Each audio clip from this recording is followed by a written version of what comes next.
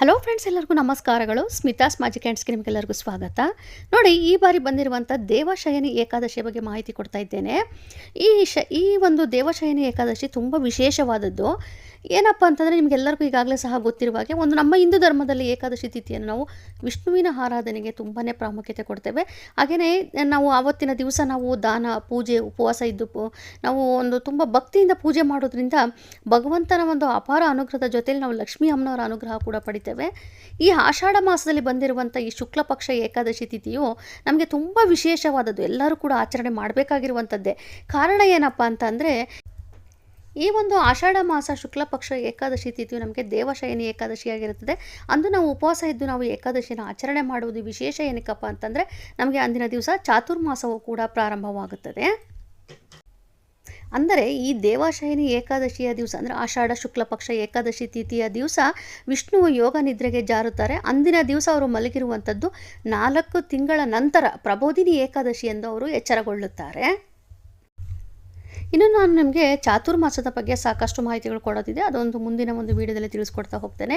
ಹಾಗೆಯೇ ಈ ದೇವಶಯನಿ ಏಕಾದಶಿಯನ್ನು ಪದ್ಮ ಏಕಾದಶಿ, ಆಷಾಢಿ ಏಕಾದಶಿ, ಹರಿಶಯನಿ ಏಕಾದಶಿ ಅಂತೆಲ್ಲ ಕರೀತಾರೆ.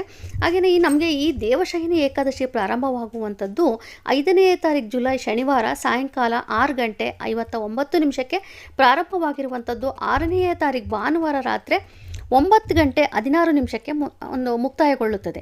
ಈಗ ನಾವು ಆಚರಣೆ ಮಾಡಬೇಕಾಗಿರುವಂಥದ್ದು 6ನೇ ತಾರೀಕು ಭಾನುವಾರವೇ ಆಗಿರುತ್ತದೆ. ಅಂದರೆ ದಶಮಿ ದಿವಸ ಶನಿವಾರ ಸಂಜೆ ನೀವು ಉಪವಾಸ ಇರಬೇಕಾಗುತ್ತದೆ. ಅಂದಿನ ದಿವಸ ನೀವು ಪ್ರಾರಂಭವಾಗಿರುವಂಥದ್ದು 6ನೇ ತಾರೀಕು ಸಂಪೂರ್ಣವಾಗಿ ನೀವು ಅವತ್ತಿನ ದಿವಸ ಪೂರ್ತಿ ದಿವಸ ನೀವು ಉಪವಾಸವನ್ನು ಆಚರಣೆ ಮಾಡಬೇಕು. ಅಂದರೆ ನಿಮ್ಮ ಶಕ್ತಿಗೆ ಅನುಗುಣವಾಗಿ ನೀವು ಉಪವಾಸವನ್ನು ಇದ್ದರೆ ಅಷ್ಟೇ ಸಾಕು. ಅದರ ನಂತರದಲ್ಲಿ ನಮಗೆ ಪಾರಣ ಸಮಯ ಅಂತ ಬಂದಾಗ, ಈಗ 6ನೇ ತಾರೀಕು ಭಾನುವಾರ ನಾವು ಒಂದು ಏಕಾದಶಿನ ಆಚರಣೆ ಮಾಡಿರ್ತೀವಿ. ಹಾಗೆ 7ನೇ ತಾರೀಕು ಸೋಮವಾರ ಬೆಳಗ್ಗೆ 5 ಗಂಟೆ 59 ನಿಮಿಷದಿಂದ 8 ಗಂಟೆ 33 ನಿಮಿಷದವರೆಗೂ ಸಮಯವಿರುತ್ತದೆ. ಆ ಸಮಯದಲ್ಲಿ ನೀವು ಮತ್ತೊಮ್ಮೆ ಪೂಜೆಯನ್ನು ಮಾಡಿಕೊಂಡು ದೇವರಿಗೆ ಒಂದು ಪ್ರಸಾದವನ್ನು ನೈವೇದ್ಯ ಮಾಡಿಕೊಂಡು ನಂತರದಲ್ಲಿ ನೀವು ಪಾರಣ ಅಂತಂದರೆ ಉಪವಾಸ ಬಿಡುವಂಥದ್ದು. ಹಾಗೆ ಉಪವಾಸ ಬಿಡಬೇಕಾಗುತ್ತದೆ. ಇದಿಷ್ಟು ನೀವು ದೇವಶಯನಿ ಏಕಾದಶಿ ಆಚರಣೆ ಮಾಡಬೇಕಾಗಿರುವಂಥದ್ದು. ಹಾಗೆಯೇ ಈ ಒಂದು ವಿಶೇಷವಾಗಿ ಬಂದಿರುವಂಥ ಆಷಾಢ ಮಾಸದಲ್ಲಿ ನಾವು ದೇವಶಯನಿ ಏಕಾದಶಿನ ಆಚರಣೆ ಮಾಡೋದ್ರಿಂದ ನಮ್ಮಲ್ಲಿರುವಂಥ ಸಾಲಬಾಧೆ, ರೋಗ, ಪ್ರತಿಯೊಂದು ನಮ್ಮಲ್ಲಿರುವಂಥ ಒತ್ತಡ ಎಲ್ಲವನ್ನೂ ಕೂಡ ನಾವು ಪರಿಹಾರ ಮಾಡಿಕೊಳ್ಳಬಹುದು. ಹಾಗೆಯೇ ನಿಮ್ಮಲ್ಲಿ ಏನಾದರೂ ಒಂದು ಹಣಕಾಸಿನ ಒಂದು ಸಮಸ್ಯೆಗಳು ಇತ್ತು ಅಂತಂದಾಗ ನೀವು ಈ ರೀತಿಯಾಗಿ ಒಂದು ಸಣ್ಣ ಪುಟ್ಟ ಪರಿಹಾರ ಮಾಡ್ಕೋಬೋದು. ಏನಪ್ಪ ಅಂತಂದರೆ, ಈ ದೇವಶಯನಿ ಏಕಾದಶಿ ದಿವಸ ಲಕ್ಷ್ಮಿ ಮತ್ತು ವಿಷ್ಣುವಿನ ನೀವು ಪೂಜೆ ಮಾಡೇ ಮಾಡ್ತೀರಿ. ಆ ಒಂದು ಪೂಜೆ ಮಾಡುವಂಥ ಸಂದರ್ಭದಲ್ಲಿ ಒಂದು ಬೆಳ್ಳಿ ನಾಣ್ಯವನ್ನು ನೀವು ದೇವರ ಮುಂದೆ ಇಟ್ಟು ಪೂಜೆ ಮಾಡಿಕೊಂಡು ನಂತರದಲ್ಲಿ ನಿಮ್ಮ ಒಂದು ಜ್ಯುವೆಲರಿ ಬಾಕ್ಸಲ್ಲಿ ಒಂದು ಹಳದಿ ಒಂದು ಬಟ್ಟೆಯಲ್ಲಿ ಸುತ್ತಬಿಟ್ಟು ಅದನ್ನು ಒಂದು ಜ್ಯುವೆಲರಿ ಬಾಕ್ಸಲ್ಲಿ ಇಡೋದ್ರಿಂದ ಖಂಡಿತ ನಿಮ್ಮ ಹಣ ಕೂಡ ದ್ವಿಗುಣವಾಗುತ್ತದೆ. ಇನ್ನೂ ಒಂದು ತುಂಬ ಸರಳ ಪರಿಹಾರ ಏನಪ್ಪ ಅಂತಂದರೆ, ಏಕಾದಶಿ ದಿವಸ ತುಳಸಿ ಗಿಡಕ್ಕೆ ನಾವು 2 ತುಪ್ಪದ ದೀಪವನ್ನು ಹಚ್ಚಿಡುವಂಥದ್ದು. ಹಾಗೆಯೇ ಕಬ್ಬಿನ ರಸ ಅದನ್ನು ಕೂಡ ನೀವು ಆ ಒಂದು ತುಳಸಿ ಗಿಡಕ್ಕೆ ಅರ್ಪಣೆ ಮಾಡೋದ್ರಿಂದ ನಾವು ಸಂಪತ್ತನ್ನು ಅಭಿವೃದ್ಧಿ ಮಾಡಿಕೊಳ್ಳಬಹುದು.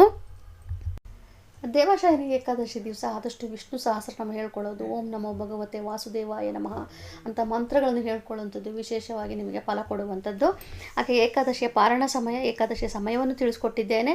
ಇನ್ನು ನಿಮಗೆ ಪೂಜಾ ವಿಧಾನ ಎಲ್ಲನೂ ಗೊತ್ತಿರುವಂಥದ್ದೇ. ಬೆಳಗ್ಗೆ ಬೇಗನೆ ಎದ್ದು ನಮಸ್ಕಾರ ಮಾಡಿಕೊಂಡು ವಿಷ್ಣುವಿನ ಬಳಿ ಒಂದು ಸಂಕಲ್ಪ ಮಾಡ್ಕೋಬೇಕು. ಅವತ್ತಿನ ದಿವಸ ನಾವು ಸಂಪೂರ್ಣ ಉಪವಾಸ ಇದ್ದೇ ನಾವು ಆಚರಣೆ ಮಾಡ್ತೇವೆ ಅಂತೇಳಿ. ದಶಮಿ ದಿವಸ ನೀವು ಉಪವಾಸ ಆಚರಣೆ ಮಾಡಿರ್ತೀರಿ, ಆದರೆ ಏಕಾದಶಿ ದಿವಸ ಸಂಪೂರ್ಣವಾಗಿ ಉಪವಾಸ ಇರಬೇಕಾಗುತ್ತೆ. ನಿಮಗೆ ಎಷ್ಟು ಸಾಧ್ಯನೋ ಅಷ್ಟು ನಿಮ್ಮ ಶಕ್ತಿಗೆ ಅನುಗುಣವಾಗಿ ನೀವು ಉಪವಾಸ ಇದ್ದ ಆಚರಣೆ ಮಾಡ್ತೀವಿ ಅಂತೇಳಿ. ಹಾಗೆ ನೀವು ದೇವಸ್ಥಾನಕ್ಕೂ ಕೂಡ ಒಂದು ತುಳಸಿ ಮಾಲೆ ತೆಗೆದುಕೊಂಡು ಹೋಗಿ ಕೊಡುವಂಥದ್ದು. ಈ ರೀತಿಯೆಲ್ಲ ನೀವು ಸಣ್ಣ ಪುಟ್ಟ ಪರಿಹಾರ ಮಾಡಿಕೊಂಡಾಗ ನಿಮ್ಮ ಒಂದು ಏನು ಏಕಾದಶಿ ಆಚರಣೆ ಮಾಡಿರ್ತೀರೋ ಅದು ಸಂಪೂರ್ಣ ಫಲವನ್ನು ಪಡೆಯಬಹುದು. ಸೊ ಫ್ರೆಂಡ್ಸ್, ಇವತ್ತು ನಾನು ನಿಮಗೆ ಏಕಾದಶಿ ಬಗ್ಗೆ ಕೊಟ್ಟಿರೋಂಥ ಮಾಹಿತಿಗೆ ದಯವಿಟ್ಟು ಆದಷ್ಟು ಶೇರ್ ಮಾಡಿ, ಕಮೆಂಟ್ ಮಾಡಿ, ಲೈಕ್ ಮಾಡಿ, ಹಾಗೆ ಸಬ್ಸ್ಕ್ರೈಬ್ ಮಾಡ್ಕೊಳ್ಳಿ. ಇನ್ನೇನು ನಮಗೆ ಏಕಾದಶಿ ದಿವಸವೇ ಚಾತುರ್ಮಾಸವೂ ಕೂಡ ಪ್ರಾರಂಭವಾಗುತ್ತದೆ. ಅದ್ರ ಬಗ್ಗೆನೂ ಕೂಡ ಮಾಹಿತಿ ಕೊಡ್ತಾ ಹೋಗ್ತೇನೆ. Thank you.